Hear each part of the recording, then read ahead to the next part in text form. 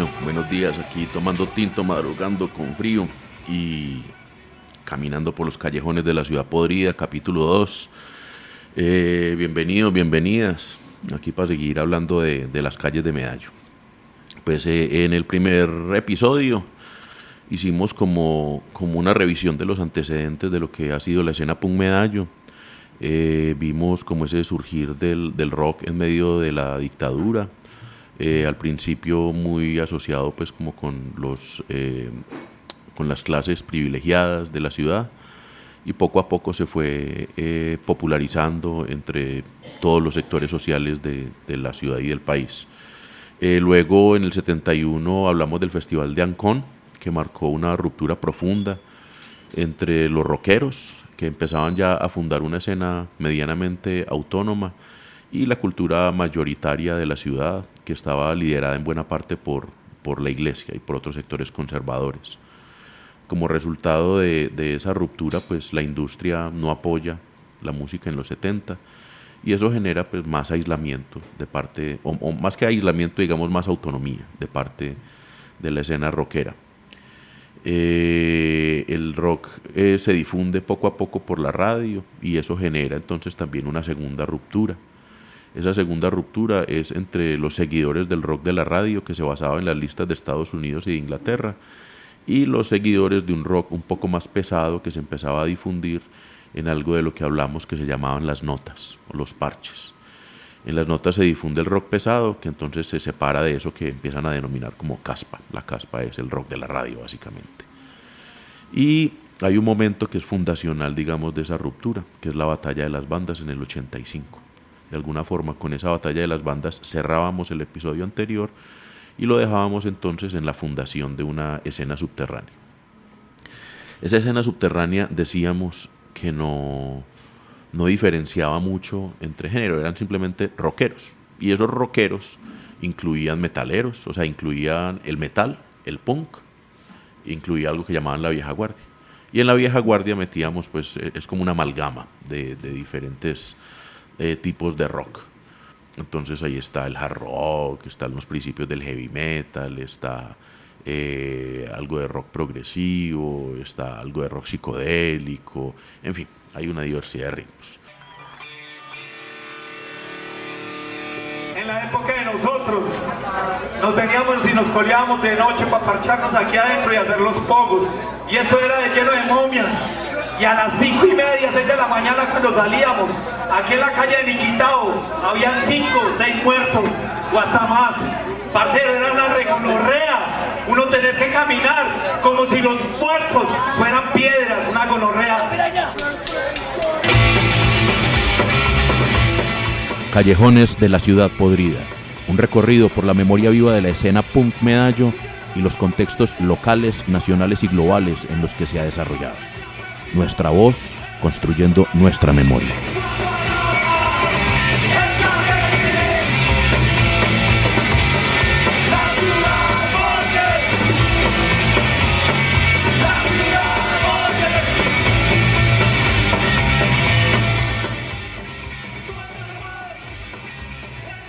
Ahora vamos entonces ya para empezar directamente a hablar del punk. Vamos a la semana pasada, ¿no? El episodio pasado, habíamos hablado de que hoy íbamos a cubrir una década, del 85 al 95.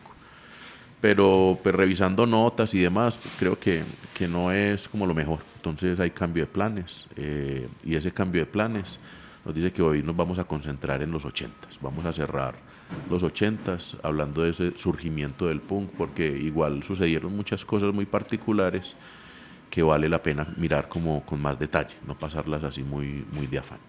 Primero hablábamos la vez pasada de que los rockeros se organizaron en galladas y empezaban a hacer notas. Las notas eran lugares pues, de socialización, eran muy importantes en el desarrollo de esa escena, de esa época. Eran lugares en los que se podían encontrar distintas galladas, donde se podían encontrar distintos parches y podían compartir esa música cuando no podían compartirla pues como en los circuitos oficiales. Surge en el 84 más o menos, 85, se hizo la primera nota que era solamente de punk. Eso marcó ya una división dentro de esa escena subterránea que había surgido con la batalla de las bandas.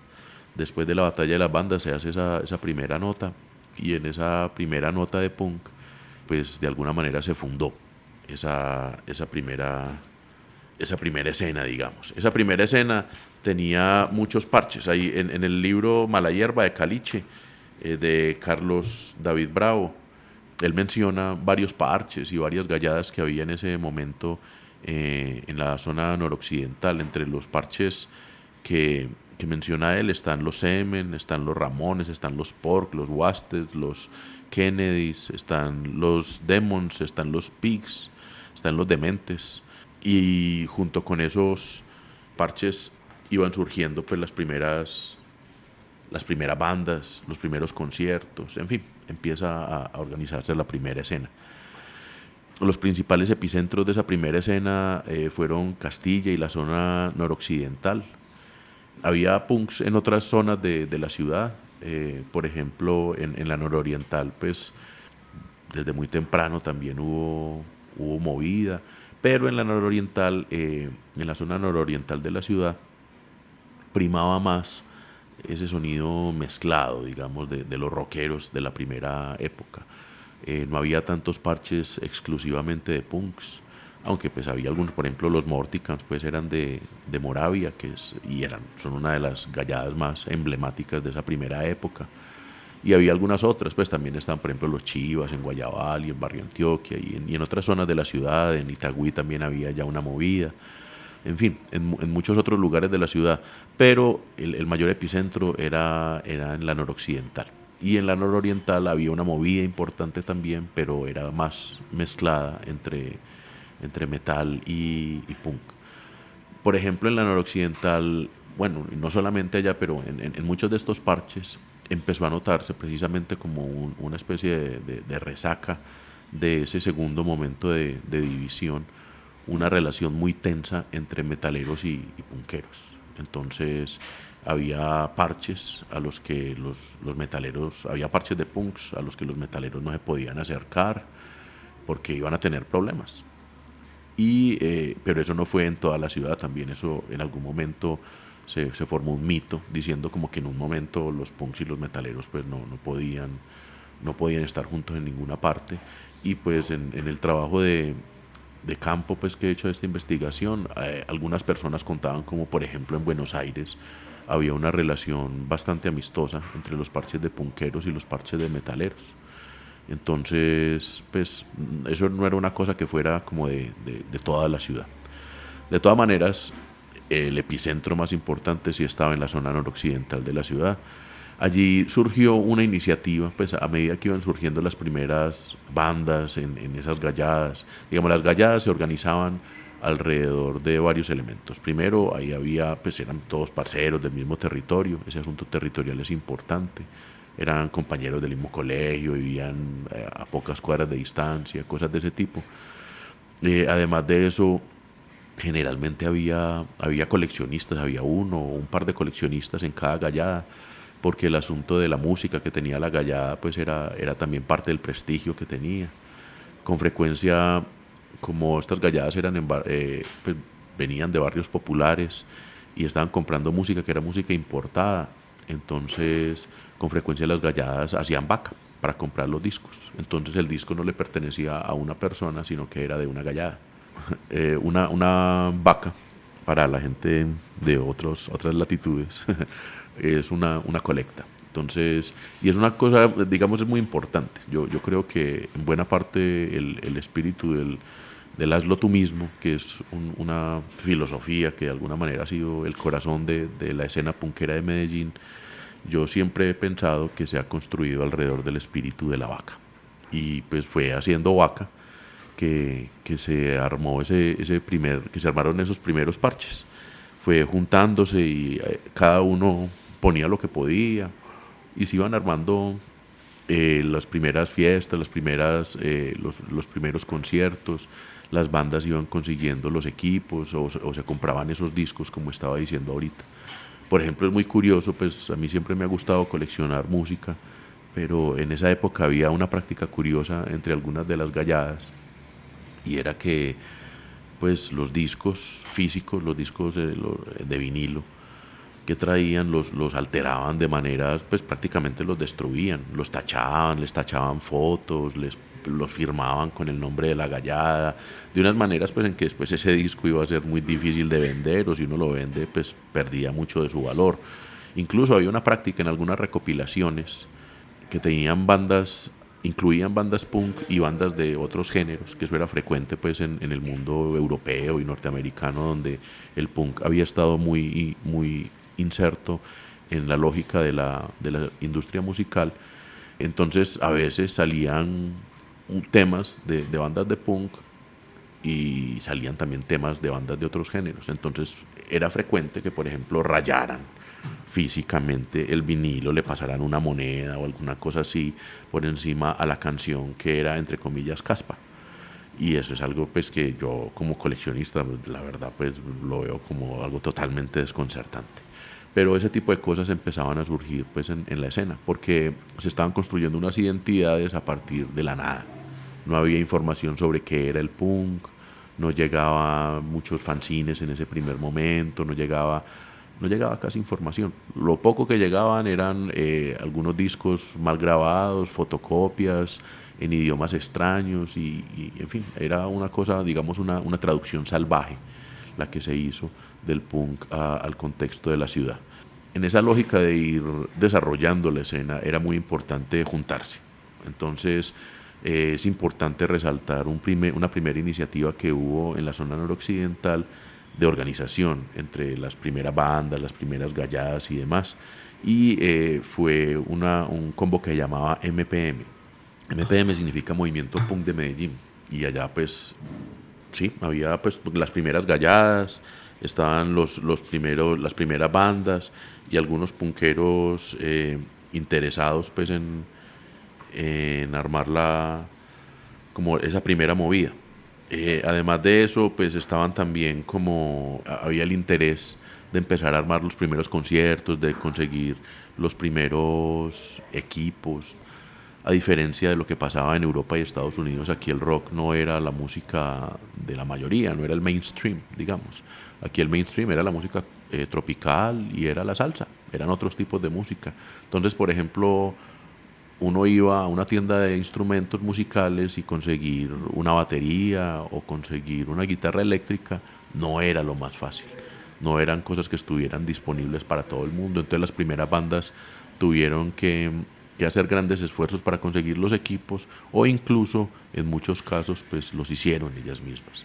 Es importante recordar que los barrios populares de Medellín venían también de una tradición comunitaria en la que con mucha frecuencia la gestión de todo el territorio había estado en manos de ellos mismos. O sea, habían llegado a invadir un territorio sin permiso de ninguna autoridad ni nada, incluso enfrentándose con las autoridades que trataban de desalojarlos, y solo a partir de la organización comunitaria habían logrado darle vida a ese territorio. Entonces, a partir de convites, que era la práctica que había en ese momento.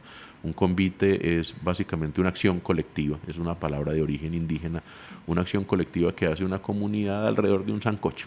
Entonces hacen una olla comunitaria y alrededor de esa olla comunitaria, por ejemplo, le ayudan a un vecino a tirar la plancha de la casa. Entonces, listo, todos los vecinos van y le ayudan a tirar la plancha porque saben que después ese vecino va a ayudarles a ellos a tirar sus respectivas planchas. Entonces así van construyendo sus casas, pero además de eso construyen la escuela, construyen las calles del barrio, construyen el salón comunal, construyen la cancha y van dando vida a su territorio. En ese contexto y en esa lógica surgen los barrios populares de Medellín, y en esos barrios populares de Medellín surge la escena punk Medallo. Entonces no es extraño que los primeros punks hayan tenido como esas iniciativas. Además se conocían entre ellos, porque parte de esa lógica comunitaria implicaba que había que saber quién es el que sabe de plomería, quién es el que sabe de electricidad, quién es el que sabe de construcción, porque esos vecinos eran claves para que la comunidad pudiera sacar adelante esas iniciativas. Entonces ahora los punks tenían que recurrir a esos mismos circuitos, entonces sabían cuál era el vecino que sabía de carpintería y les podía piratear una guitarra, conseguían una guitarra prestada, le tomaban una foto y él les hacía el molde en madera, sabían quién era el vecino que sabía de instalaciones eléctricas y sabía cómo poner piratamente unos micrófonos, a pesar de que aquí eso no era parte de la tradición musical de la ciudad, y pasaron todo ese tipo de cosas. Entonces, todo eso fue surgiendo en esa construcción colectiva y comunitaria que se daba en los territorios de la zona noroccidental. En el texto de Caliche, del que hablaba ahorita, Mala Hierba, él nos habla un poco de cómo fue el surgimiento del movimiento punk de Medellín. Entonces voy a leer un parrafito para que nos hagamos una idea de cómo era la movida. A mediados de 1985, un viernes casual, una noche tranquila, comenzó a formarse un tumulto por iniciativa de Suso, un punkero de Castilla, otro de los motivadores y agitadores del momento. Él tomó el megáfono y convocó a una unión en una caseta ubicada en la cancha del 12 de octubre. A esa noche oscura y estrellada asistieron puntualmente algunos parches, como los Porks, los Dementes, los Kennedys, los Pigs, los Nazis, los Wasted, los primeros Morticans, los Demons y algunos punks, declara Ringo. Esa iniciativa la hablamos entre todos los dementes, pero Suso fue quien organizó todo. Se programaron unas reuniones en la cancha del 12 de octubre precisamente para consolidar un movimiento punk grande. Fue un intento muy bacano. Fue muy difícil mantenerlo en el tiempo, pero se hizo, y eso marca un precedente en este movimiento. Eso fue para mí algo importantísimo. Eso dio a conocer quiénes éramos y quiénes estábamos. Eso nos dice también Ringo, vocalista, miembro de Pestes, y citado por Carlos Bravo en Mala Hierba, contándonos un poco cómo fue ese surgir. Entonces, en el movimiento punk de Medellín, en MPM, se juntaron los primeros colectivos, básicamente para tratar de buscar unas soluciones a las necesidades que iban surgiendo en la escena incipiente. Esas primeras necesidades implicaban formar bandas, implicaban escribir canciones, implicaban enseñarse música entre ellos. No había una red de escuelas de música en los barrios donde la gente en los barrios populares, los jóvenes en los barrios populares pudieran acceder al conocimiento sobre la música. Entonces también en la escena y en las bandas los músicos enseñaban unos a otros. Las primeras salas de ensayo se construyeron ahí, y de ahí también surgió la iniciativa para ir armando los primeros conciertos. Los primeros conciertos que se hicieron fueron en Buenos Aires, en Manrique, en Copacabana, y en el centro también se hizo uno en Guayaquil. Todos los primeros conciertos fueron totalmente iniciativa de los punqueros, fueron sin permiso siempre. Algunas anécdotas que vale la pena como resaltar de esos eventos. En el concierto de Buenos Aires, ese fue en el 85, en Miraflores, en la iglesia. Pues la iglesia estaba en remodelación, y entonces, según nos contaban algunos punkis que hemos entrevistado y algunos rockeros de la época, pues cuando vieron eso así en remodelación, pues decidieron preguntarle al padre a ver si les daba permiso para hacer allá un evento, para hacer allá el primer concierto de punk de la ciudad. Entonces hablaron con el cura, y bueno, le dijeron: somos unos muchachos de un movimiento cultural, para nada mencionaron ser punqueros ni nada. Entonces somos de un grupo juvenil y somos representantes de un movimiento cultural y queremos hacer un concierto. Entonces el cura, por supuesto, accedió y pues les alquiló, la iglesia fue alquilada. Y pues el día del concierto, ya cuando vio ese cocao de locos allá, entonces ya el cura entró en desesperación, y el mismo cura les echó a la policía. Llamó a la policía y les dijo que el ELN se había tomado la iglesia. Entonces lo que hizo la policía fue llegar allá sin preguntar ni nada, echando tiros. Y los punqueros de una se atrincheraron. Eso fue una cosa pues súper tétrica, ese primer concierto. Y en general los primeros conciertos fueron así. O sea, ese primer concierto se acabó rapidito. Tocó la primera, segunda banda y chao. Así a punta de plomo y encanados y todo. Terminó el primer concierto. Luego, creo que fue en el de Copacabana, incluso había un muerto en medio del concierto. Man, le dieron un changonazo, lo mataron. Y pues si llamaban a alguien para que levantara el cadáver, eso significaba que se acababa el parche. Y en esa época los conciertos eran uno cada año, cada 2 años. Entonces un montón de jóvenes acostumbrados a moverse entre muertos no se escarmentaron por ese muerto, y eran ahí el pogo al lado del muerto. Entonces ese tipo de historias pasaban en los primeros conciertos. Era una cosa totalmente organizada por los mismos punkis, con las uñas, muy pocos recursos, eran jóvenes estigmatizados en sus barrios, estigmatizados en la ciudad, sin acceso a los medios materiales para hacer un concierto medianamente decente, pues en términos técnicos. Y bueno, en esas dificultades empezó a desarrollar la primera escena. Hay un evento importante en el 86 que es central y que luego se volvió pues como un evento histórico y marcaría buena parte como de las tensiones que han definido la escena. Y es que se empezó a hacer el rodaje de la película Rodrigo de No Futuro. Entonces, en ese proceso de investigación que hizo Víctor Gaviria, pues empezaron a ir a los barrios, empezaron a conocer punkis, empezaron a conocer rockeros y a jóvenes de los barrios para contar esa historia que ellos estaban empezando a construir en esa película. Entonces empezaron como unas relaciones con esos rockeros. Según entiendo, viendo la película, pues en un principio Víctor había querido usar música de músicos extranjeros, digamos. Incluso hay una parte, no recuerdo bien cuál es la escena ni nada, pero hay una parte donde usan música de Pink Floyd, si no me equivoco. La cuestión es que, pues en términos de derechos de autor y cosas de esas, eso les iba a valer un ojo de la cara. Y en ese momento, pues los recursos que habían para hacer esa película eran bajos. Entonces, pues más bien como que el asunto fue, pues busquemos entonces músicos locales, músicos de allá, de esos territorios, de esos barrios. Y entonces empezaron a hacer unas audiciones. Hubo un primer momento de audiciones, se alquila un estudio por 2 días y se invita a una serie de bandas que ya empezaban a surgir en los barrios. Uno de los músicos invitados del grupo Los Podridos me comentaba que pues esa primera invitación fue una cosa muy, muy atractiva para ellos, porque era la primera oportunidad que tenían de estar en un estudio, entre comillas, de verdad. Y estar en un estudio de verdad, con guitarras de verdad, con instrumentos de verdad, era pues algo que ellos se soñaban, porque era algo que solo se veía en fotos y en videos. Entonces de una accedieron, fueron y grabaron esas primeras audiciones. Entonces lo que entiendo es que durante esos 2 días se hizo una serie de grabaciones muy informales de grupos, de todos los grupos que pudieron encontrar, que tocaban punk. Incluso algunos de los grupos, en el tiempo que les daban para grabar, pues después de haber grabado sus temas se ponían a improvisar ahí cualquier cosa, pues, y salieron algunos temas que la verdad no eran temas, fue una improvisación ahí hecha por gente que ni siquiera tenía pues como muchos conocimientos musicales. Entonces pues no era una cosa como jazz, pues no exactamente. Entonces bueno, de ahí el resultado de esas sesiones de grabación lo metieron en un cassette.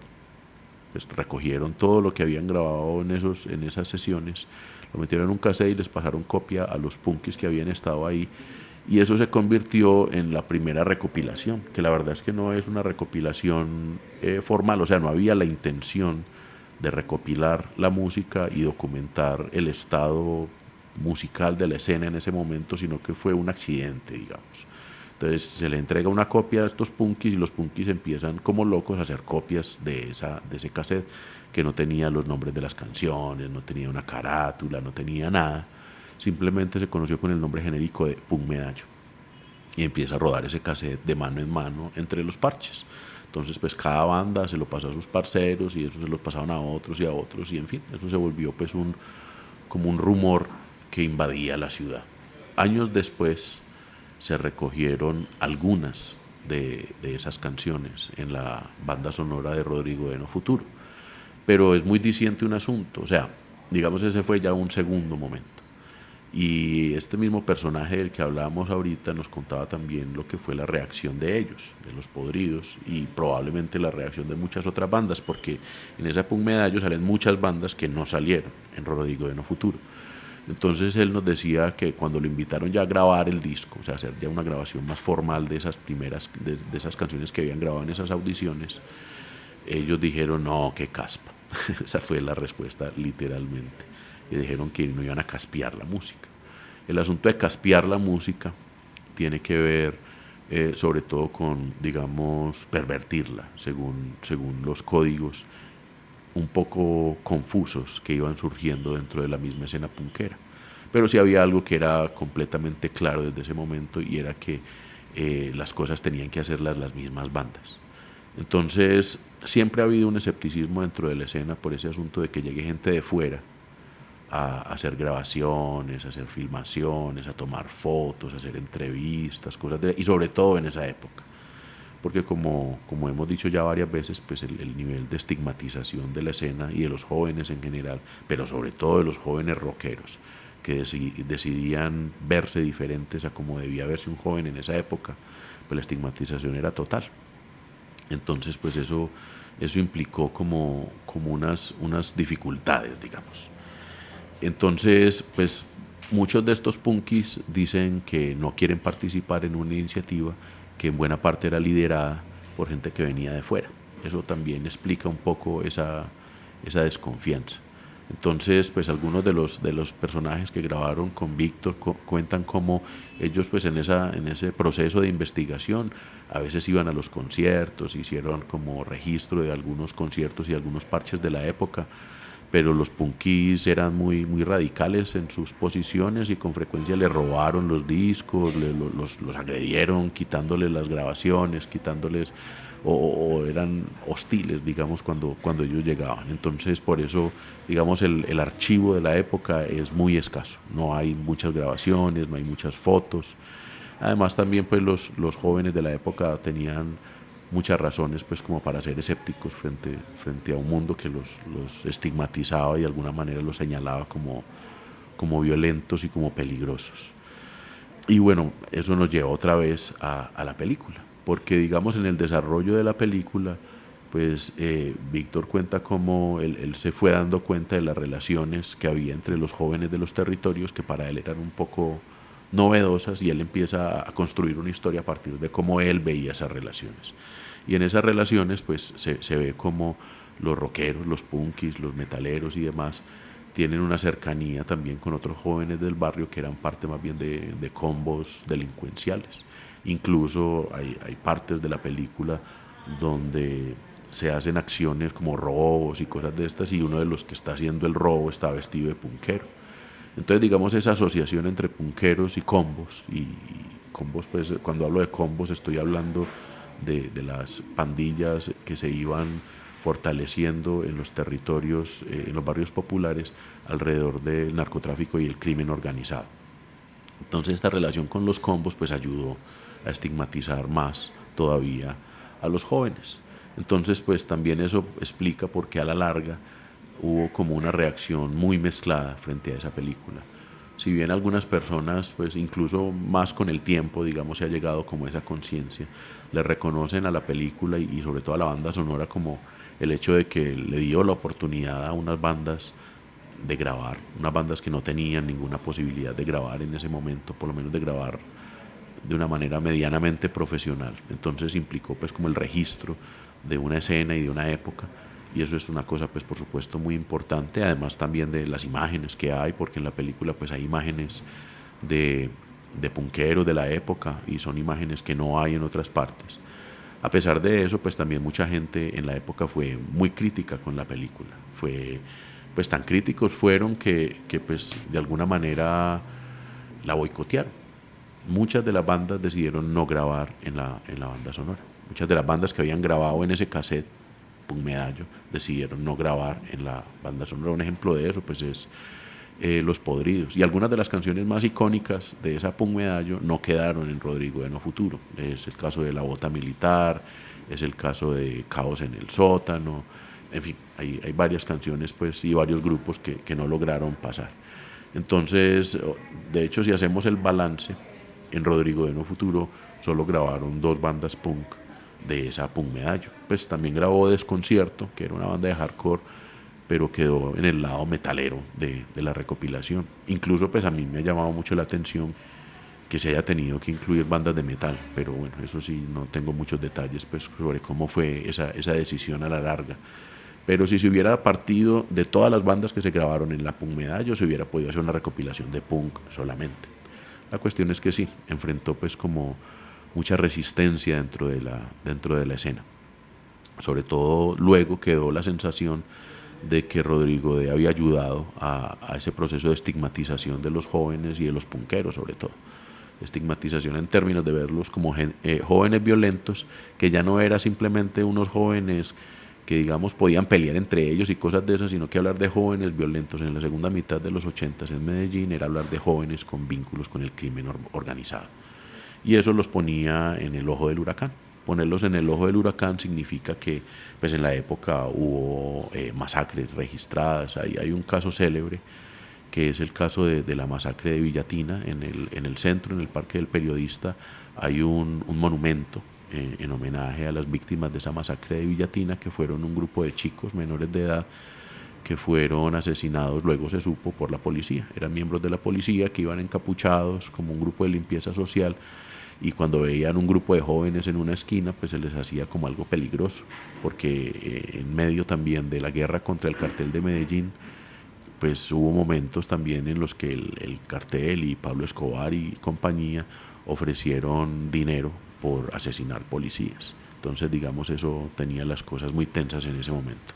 Creo que en este momento vale la pena hacer un paréntesis para contar un poco cómo era ese contexto histórico de la guerra con el cartel de Medellín, antes de retomar el asunto pues de la escena. La escena Punk Medallo no surge del narcotráfico. Con el tiempo, no sé, ha hecho un poco carrera esa idea, pero ya había escena antes de que el narcotráfico, digamos, se volviera un problema, el problema que se volvió en la ciudad. Hay un momento clave, digamos, para el surgimiento de la guerra con el narcotráfico, la guerra con el cartel de Medellín. Pero bueno, antes retomemos ese contexto entonces. Medellín, lo vimos un poco en el primer episodio del podcast, pues venía de una gran bonanza económica asociada con el desarrollo industrial en la primera mitad del siglo XX, pero en la segunda mitad eso empezó a decaer. Hay una gran crisis económica en los 70s, el desempleo estaba disparado en los 70s y en los 80s, y en medio de ese contexto empiezan a surgir actividades de contrabando asociadas con muchas cosas, pues con cigarrillos, con licor, con productos, insumos para la industria textil, con muchas cosas. Y poco a poco se fue posicionando un contrabando en especial, que fue el contrabando de drogas. Inicialmente la principal exportación de narcóticos fue la fiebre marimbera, exportación de marihuana, pero ahí el epicentro estaba en la costa atlántica. Y luego empieza a desarrollarse una segunda bonanza que fue alrededor de la producción de cocaína, y ahí el epicentro sí estaba aquí en Medellín, por lo menos el epicentro administrativo, digamos. La coca se traía de Perú y de Bolivia y se procesaba en cocinas y laboratorios que estaban en otros lugares del territorio, pero digamos como que las grandes mentes alrededor del asunto estaban muy focalizadas acá. Y bueno, no solo en Medellín, la verdad es que el cartel de Medellín incluía gente de otros lugares de Colombia, por ejemplo Rodríguez Gacha, o por ejemplo Carlos Leder, que venían pues de Pereira, de la zona de Magdalena Medio, de Bogotá. Había pues diversas procedencias en la gente que hacía parte del cartel de Medellín, pero ya con el mero nombre pues se entiende el protagonismo de Medellín. Entonces, digamos, hay un momento que es clave, digamos, en ese proceso de crecimiento del cartel de Medellín y el narcotráfico. Un personaje, Pablo Escobar, empieza como a buscar cierto reconocimiento público y empieza a acercarse a la política. Él incluso fue congresista, él era parte del Partido Liberal, pero había miembros de ese mismo Partido Liberal que no veían con buenos ojos la llegada del narcotráfico a la política, y entonces empiezan a hacer denuncias de ese asunto. Uno de los sectores que más incisivo fue en esas denuncias era un sector del liberalismo que llamaba el nuevo liberalismo, que era como una especie de disidencia, digamos. Y entonces en esos sectores del nuevo liberalismo empezaron a señalar a Pablo Escobar por nombre propio, y eso a él por supuesto no le gustó. La primera víctima de eso fue el ministro de Justicia, Rodrigo Lara Bonilla. Estamos hablando de 1984, y lo asesinaron sicarios del cartel de Medellín. Con él inauguraron una modalidad que hizo carrera en la época, que era el asunto de matar desde una moto. Entonces iban dos sicarios, uno manejaba la moto, otro iba como parrillero, iba en la parte de atrás de la moto con un arma y disparaba desde la moto. Y así asesinaron pues a este ministro y a muchas otras personas en los 80s. Fue a partir de ese momento, y en el 84 ya había punqueros en Medellín, fue a partir de ese momento que el Estado le declara la guerra al cartel de Medellín y al narcotráfico. Y esa guerra fue aumentando gradualmente. Digamos, los momentos en los que se sintió con toda su fuerza en los barrios de Medellín y que se nota en las estadísticas de violencia de la época y todo, es a partir del 87, cuando ya se disparan los índices de homicidios y demás. El año más dramático fue el 91. Pero entonces en el 87 la escena ya estaba muy desarrollada. Entonces por eso es que yo insisto en ese asunto de que la escena no es una hija del narcotráfico, aunque el narcotráfico tuvo un efecto muy fuerte en lo que fue el desarrollo de la escena. Entonces, bueno, después de haber hecho ese paréntesis sobre el asunto del narcotráfico, podemos devolvernos al relato en el que estábamos con lo de la escena. Entonces, bueno, Rodrigo Deno Futuro, empieza ese asunto pues de la asociación con el narcotráfico y empieza a calentarse el parche. Otros actores que surgen en ese contexto, que es importante mencionar, son las milicias populares. Las milicias populares surgen también en los barrios populares de la ciudad. En un principio, en los 80s, las milicias populares no eran directamente organizaciones guerrilleras, digamos.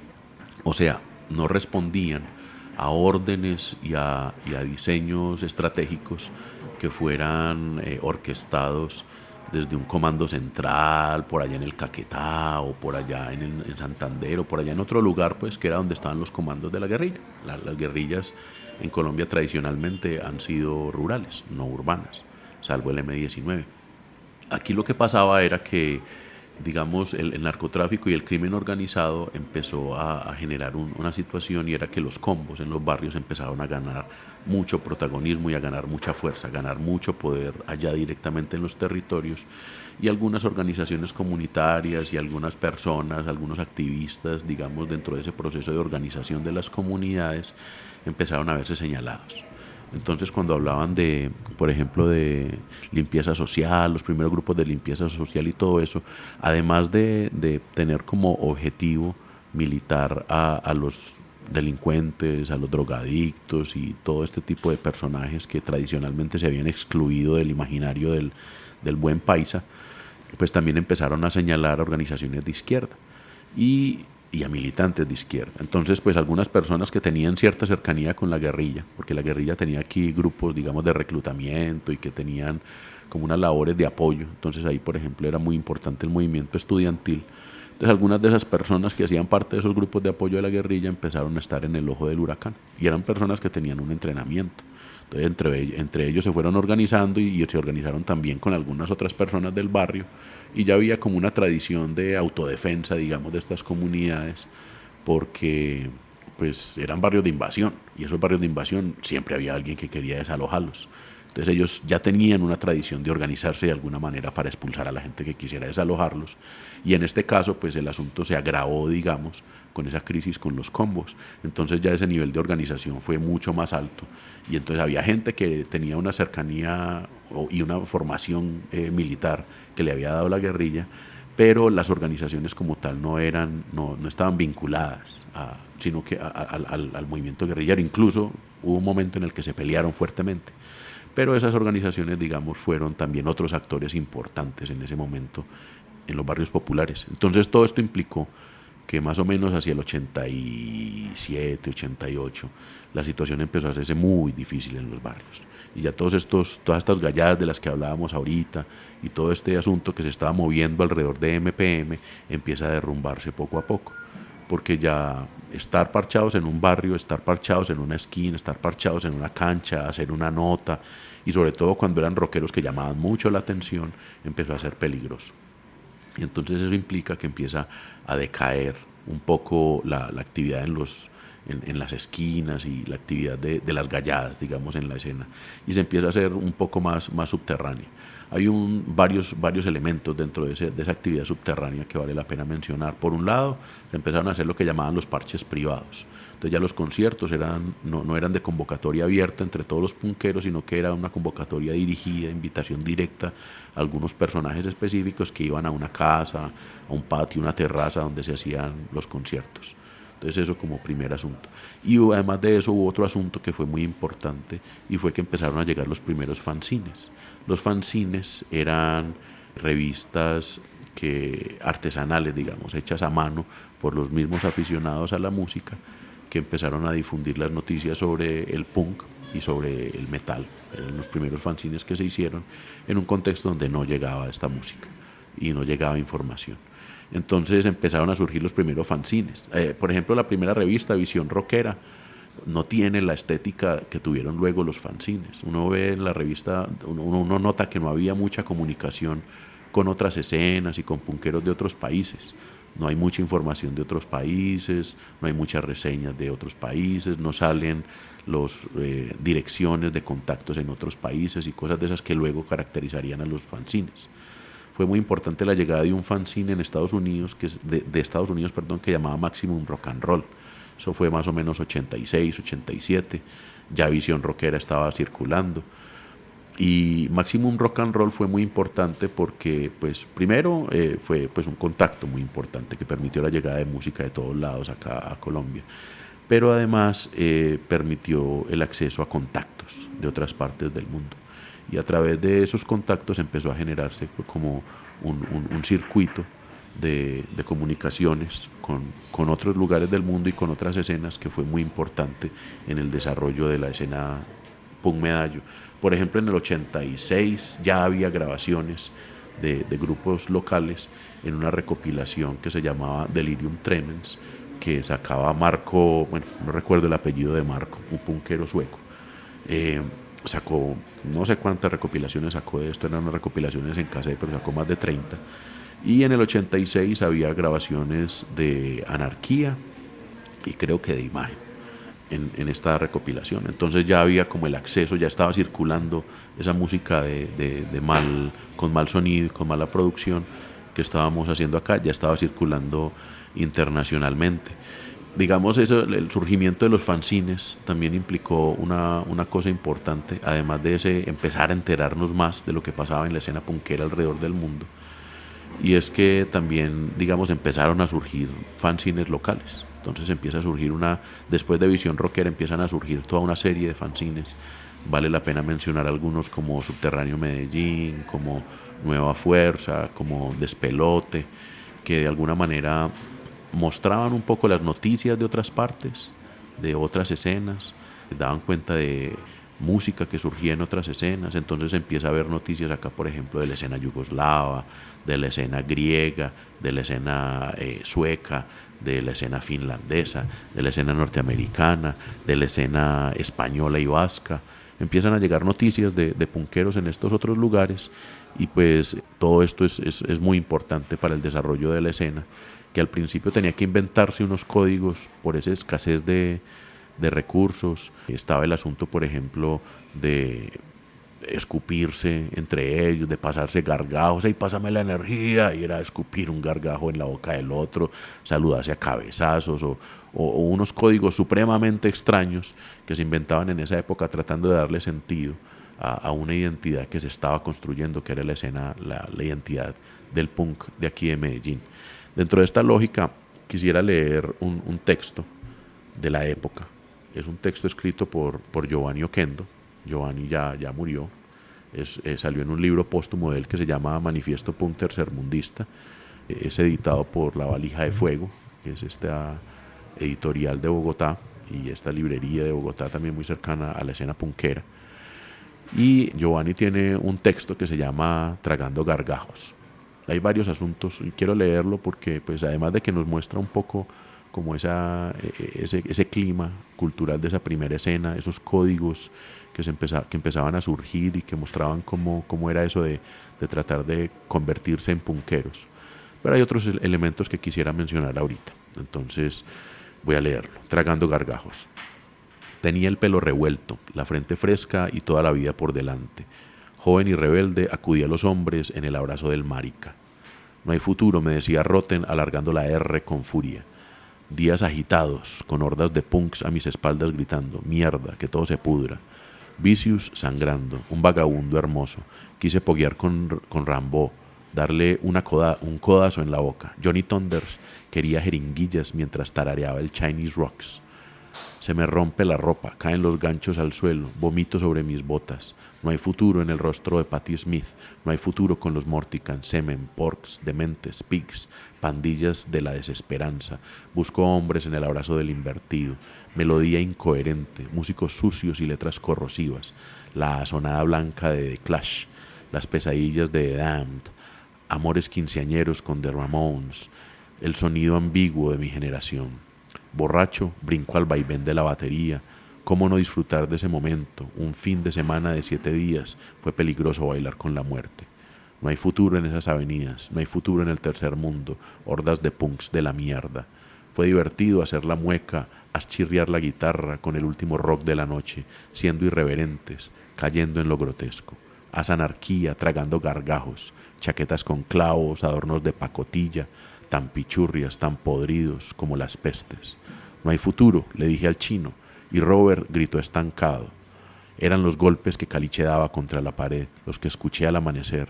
Un NN me avisó que se debe ser un cadáver hermoso. Mutantes, canten puta de barrio. Quiero el no más clases con pene, es el caos en el sótano. No hay futuro con los artistas malditos. Destruyo la colección de casetes y discos. La policía me roba las botas y el gabán negro se perdió. Quien toca esta noche? Es aburrido este sonido. El ambiente es artificial. Cocaína, dame tu mejor golpe. No hay futuro con mi grupo de rock. Me estoy volviendo corriente. Punk Not Dead escrito en la silla de los buses. Busco hombres en los teatros de porno. No hay futuro para mí. Es triste decirlo. Bueno, escuchábamos ahí a Giovanni Oquendo. Y hay algo ahí que me parece muy importante mencionar, que no debemos dejar de mencionar en este segundo episodio, ya hablando directamente de la escena punkera, y fue como esta primera escena empieza a surgir alrededor de una idea hegemónica de masculinidad que implicó que primero las mujeres fueran profundamente excluidas de la escena. En los 80 solo hay reporte de 2 bandas que tuvieran miembros femeninos. Uno fue CS Ultimatum, donde tocaba Patricia Arenas, que también tenía un fanzine. Fue de las primeras chicas en empezar a hablar de la importancia de las mujeres en la escena. Y luego está Crimen Impune. Pues más tarde vendrían otros como Fertil Miseria y demás, pero en los 80s como tal creo que fueron esas 2 nomás. Entonces eso es muy diciente. Y además de eso pues está el asunto de, digamos, de homosexuales de closet, por llamarlo de alguna manera, pues que no sé si es un término apropiado, pero digamos la necesidad dentro de esa lógica, de esa masculinidad hegemónica, de ocultar unas tendencias homosexuales entre algunas personas, porque había, además de que había una misoginia muy disparada en la escena, había también una profunda homofobia. Entonces, pues no es extraño que haya casos como el de Giovanni, que tuvieron de alguna manera que ocultar su homosexualidad y mantenerla en secreto. O sea, digamos, eso solo se supo con la publicación póstuma de su libro. Entonces, pues es un asunto como muy, muy diciente. Bueno, otro asunto que vale la pena mencionar. Entonces, digamos, no todo era bueno en esa primera escena. Está ese asunto de la misoginia, está ese asunto de la homofobia, y también hay un asunto que era una cuestión también un poco tensa, digamos, que creo que ha sido un asunto que de alguna forma permanece en el asunto de hablar sobre lo étnico, el asunto de hablar sobre nuestra identidad étnica, y el asunto del racismo también, algunas prácticas racistas y algunas cosas que de alguna manera se hicieron importantes en esa primera escena. Quisiera leer un pasaje del libro Mala Hierba de Carlos David, que ya él mencionado varias veces, pero que también ilustra un poco este asunto y esta ambigüedad, digamos, frente a las relaciones étnicas dentro de la escena. El texto dice así: esta actitud de Harling contra los metaleros luego fue replicada por Mutantes, pero esa ofensa fue más allá. Así dice el texto. En una de sus canciones dicen: tú que eres punk tienes que comprenderlo, que el punk no es para satánicos, ni menos para los negros. Y este racismo era llevado a la práctica cotidiana con su esclavo, entre comillas, al cual ponían a exhibir lugares del cuerpo donde la madre nunca lo besó. El punk supuestamente era un mundo donde no se podía juzgar a las personas por su color de piel o la longitud de su pelo. En la foto que tengo ahí estoy con la crestica, y cuando eso teníamos al esclavo, un man al que le decíamos así. Era un negrito y le colocábamos una cadena. El man disfrutaba eso. Nosotros lo denigrábamos y tanto él como nosotros disfrutábamos. Entonces, en la foto yo estoy de frente. El César está en la pierna recostado y al negrito lo tenemos aquí a un lado mostrando las nalgas contra la pared y los calzones abajo. Esto dice Omar de Mutantes en una entrevista. Entonces, digamos, no hay que olvidar tampoco como el contexto en el que estaba surgiendo esta escena. Y también buena parte de todas esas tensiones sociales que nos han definido como ciudad y que nos han definido como cultura de alguna manera, pues se hacían presentes ahí. Entonces pues había unas tensiones profundas dentro de la escena que tenían que ver con unas tensiones territoriales. Las galladas, unas venían de un barrio, otras venían de otro, y entre ellas no había unas relaciones fluidas. Además de eso, había unas relaciones de género que también mostraban tensiones evidentes. Hubo casos denunciados de violaciones y de violencia de género en contra de las muy pocas mujeres que había en la época, que es importante como resaltar y hacer visibles. Y además de eso, pues estaban estos casos de racismo y estos casos de relaciones tensas, digamos, alrededor del asunto étnico, que también de alguna manera hacían parte de esa serie de tensiones que definían a la escena de esa época. Importante mencionar, ya para ir cerrando, una identidad que de alguna manera surgía ahí en la escena, y esa identidad se trata de lo que llamaban los punks de mierda. Tal vez el nombre, no estoy seguro, pero tengo esa teoría, viene de una canción de un grupo que llamaba Atóxico, un grupo que fue muy popular en esa época, una banda mexicana, y tenía una canción que llamaba así, Punks de Mierda. Pero los punks de mierda, digamos, eran unos punkis que se definían por unas actitudes nihilistas, por un alto consumo de sustancias psicoactivas, estaban siempre enfarrados, borrachos, drogados, buscando problemas. Esa era como la imagen que se iba construyendo de ellos. Y se empezaban a volver un problema para la escena, porque en los conciertos y en los parches siempre había punks de mierda por ahí. Entonces eso implicaba situaciones de violencia interna de la escena que había que buscar soluciones para ella. Entonces estas soluciones implicaron que la escena buscara nuevas iniciativas de organización, y estas iniciativas se sumaban también a la situación de crisis que había por la violencia disparada en los territorios. Entonces esto implica la fundación de una nueva organización. Después de MPM surgió una iniciativa que se llamaba OREC, Organización Reacción en Cadena, y ahí vamos a dejar por el episodio de hoy con la organización Reacción en Cadena. Empezaremos nuestro próximo episodio dedicado ya a la escena hardcore punk Medallo, donde vamos a hablar de importantes hitos como la grabación de 2 recopilaciones, esas ya sí totalmente intencionadas. La primera es Estamos en la Cima, que fue en cassette, y la segunda es La Ciudad Podrida. Y además de eso, el surgimiento de una nueva escena con nuevas bandas y con nuevas preocupaciones. Pero eso será motivo de un nuevo episodio de estos callejones de La Ciudad Podrida.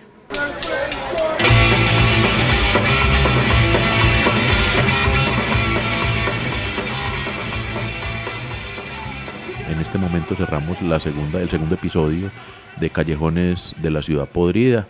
Vamos organizándonos un poco en este podcast. Pues en el primer episodio habíamos anunciado que el segundo episodio iba a cubrir un espacio de tiempo más largo, y pues sobre la marcha definimos como unos cambios en esas coordenadas temporales.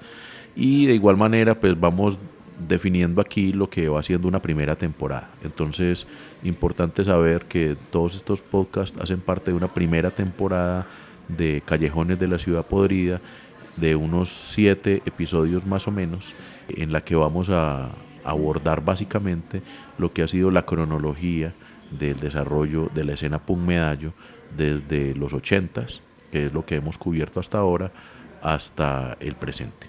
Entonces, pilas, pendientes ahí para que veamos cómo la escena ha cambiado, la escena no es algo petrificado, y además de eso, para entender cómo el punk es hoy una cultura viva, no es un asunto de nostalgia.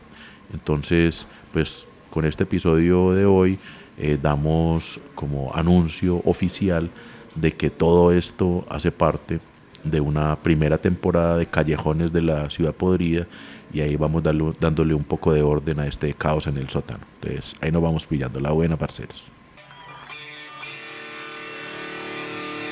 En la época de nosotros nos veníamos y nos coleábamos de noche para parcharnos aquí adentro y hacer los pogos, y esto era de lleno de momias. Y a las 5:30, 6 de la mañana, cuando salíamos aquí en la calle de Niquitao, habían 5, 6 muertos o hasta más. Parcero, era una gonorrea uno tener que caminar como si los muertos fueran piedras, una gonorrea. Callejones de la Ciudad Podrida, un recorrido por la memoria viva de la escena punk Medallo y los contextos locales, nacionales y globales en los que se ha desarrollado. Nuestra voz construyendo nuestra memoria.